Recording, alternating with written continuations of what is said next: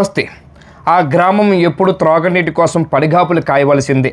MLA గారు మా గ్రామాన్ని పట్టించుకోండి ప్లీజ్, గెలిచాక మర్చిన ఎమ్మెల్యే అంటూ ఆ గ్రామ ప్రజలు వాపోతూ ఉన్నారు. అందుబాటులో ఉండని గ్రామ సెక్రటరీ, అధికారులు అందుబాటులో లేనప్పుడు గ్రామానికి త్రాగునీటి సమస్య ఎలా తీరుతుంది? స్పందించని సెక్రటరీ, పట్టించుకోని పాలకులు, ఆ గ్రామాన్ని చిన్నచూపు చూస్తున్న అధికారి యంత్రాంగం. అనకాపల్లి జిల్లా మునుగుపాక మండలం వడ్రపల్లి గ్రామ ప్రజలు త్రాగునీటి కోసం పడిగాపులు కాస్తూనే ఉన్నారు. తాగునీటి లేక తీవ్ర ఇబ్బందులు ఎదుర్కొంటున్న గ్రామ ప్రజలు రోజువారీ అవసరాలు కూడా సరిపడ నీరు అందటం లేదు అని చిన్నపిల్లల నుండి వృద్ధుల వరకు అందరూ నీటి కోసం కష్టపడుతున్న పాలకులు అధికారులు పట్టించుకోవటం లేదు అని గ్రామంలో ప్రజలు వాపోతూ ఉన్నారు.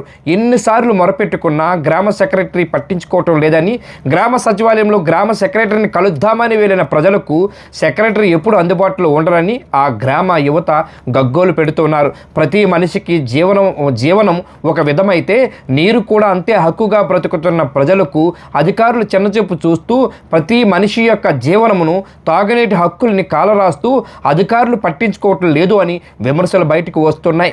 గ్రామ సెక్రటరీ ఫోన్లో అందుబాటులో ఉండరు, మెసేజ్లకి సరైన సమాధానం ఉండదు. గ్రామంలో చూడడానికి 3 ట్యాంకీలు ఉంటాయి, కానీ ఏ ట్యాంకీలో కూడా నీరు ఉండదు.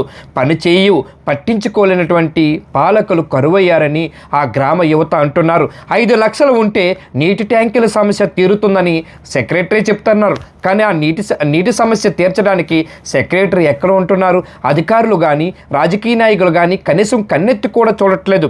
మాకు ఏముందలే, పోతే గ్రామ ప్రజలే పోతారు కదా అని విధంగా వదిలేశారు తప్ప పట్టించుకోవట్లేదని ప్రజలు వాపోతూ ఉన్నారు.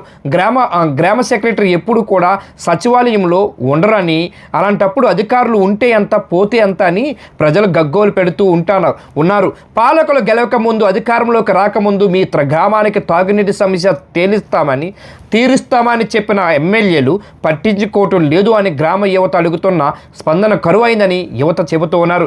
గెలిచే వరకు ఒకలా ఉండే పాలకులు గెలిచాక మీ గ్రామంతో మాకు సంబంధం లేదు అనే చందంగా మార్చేశారని ప్రజలు అంటున్నారు. ఇప్పటికైనా స్పందించి మా గ్రామానికి త్రాగునీటి సమస్య తీర్చాలని ప్రజలు అడుగుతున్నారు. ఇప్పటికైనా మా సమస్యను తీర్చి మా యొక్క గ్రామాన్ని బాగు చేయాలని, మాకు తాగటానికి హక్కుగా అనబడే నీరుని కూడా మాకు ఇవ్వకపోతే మా బ్రతుకులు ఎలా తీరుస్తామని యువత గగ్గోలు పెడుతున్నారు.